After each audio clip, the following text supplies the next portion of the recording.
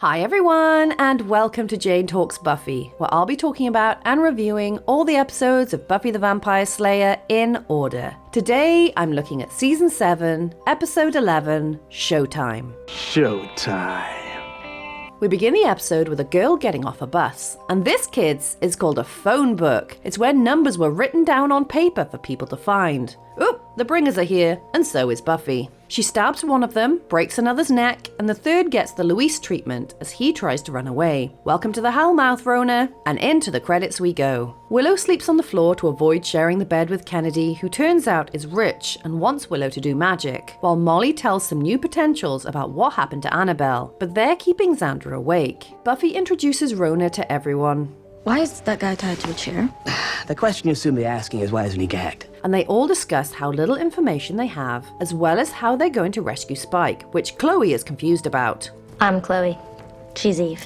Oh, sorry. Giles says they haven't tried Beljox's eye, but Anya's not a fan. However, Buffy insists they try it. Spike fights back and escapes, only to run into Buffy, but it was a dream. And the first taunts him, but Spike keeps believing Buffy will come for him. Anya asks her ex to open the portal to the eye thing, even though her lips don't match the audio. And while she tries to bribe the guy with sex, Giles threatens him with his usual chill, so the guy opens the portal. Willow gets a call from the Coven and reports a new potential came to town 2 days ago, so Buffy and Xander head out to get her. Dawn doubts that these potentials will be of much use, and Eve agrees, saying they're all not ready to be called should Buffy or Faith die. Kinda creepy, huh?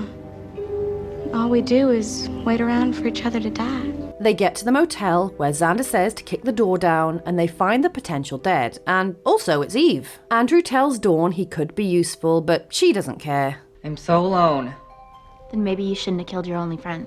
You're not wrong. Buffy rushes home and confronts Eve, who says she's learned a lot, and plans to send the Ubervamp to tear them all to pieces later on. Okay, bye! The eyeball says the first can't be beaten, so Giles wants to know why this ancient evil is suddenly being proactive, and the eyeball says the Slayer line became disrupted thanks to Buffy. The potentials are all freaking out because of the upcoming attack, so Buffy asks Willow for a magical barrier, but they all doubt they will survive if it gets through. Xander reacts to something he thinks he hears and follows Buffy and Willow into the kitchen, and at sundown, Eve sends the Ubervamp to the house, which is surrounded by bringers. Buffy arms everyone, and also Andrew, sort of, as Willow prepares for the spell. And here comes the Ubervamp.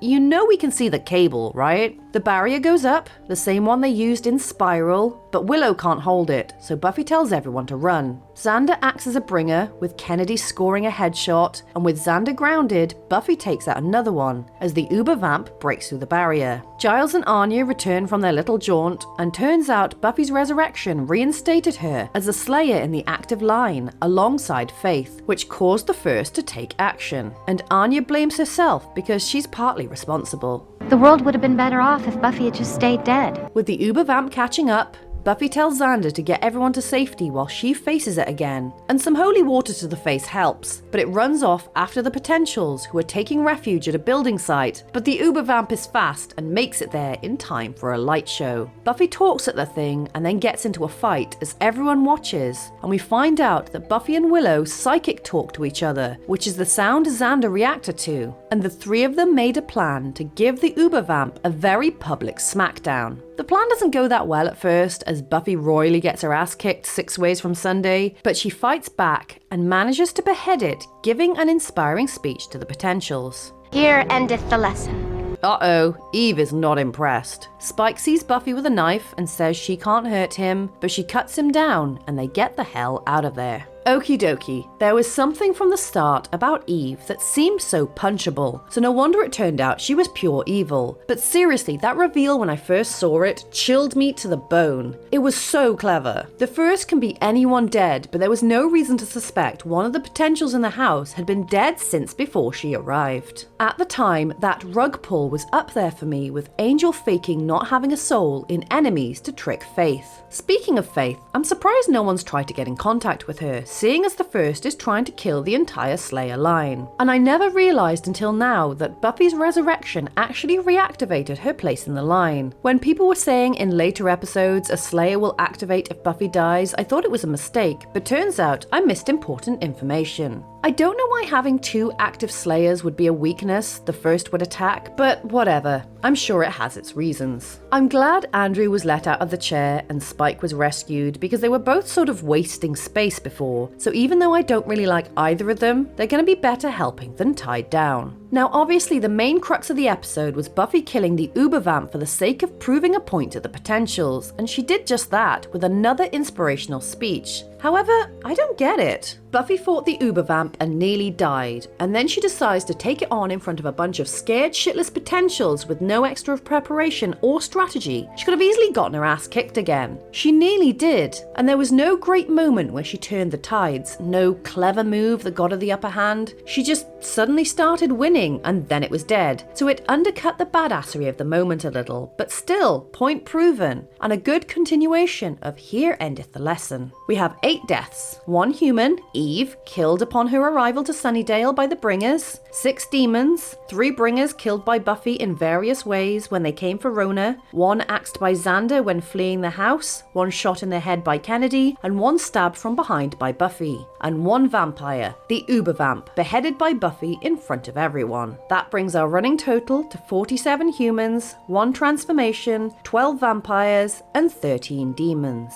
So there you have it. That was Showtime. Let me know your thoughts in the comments below, or come say hi on social media. If you enjoyed this video, then please hit that like button, it really does mean a lot, or consider subscribing if you want to be sired by my channel. Alternatively, feel free to check out my other YouTube channels. Thank you so much for watching, I'll speak to you soon, and don't let the vampires bite.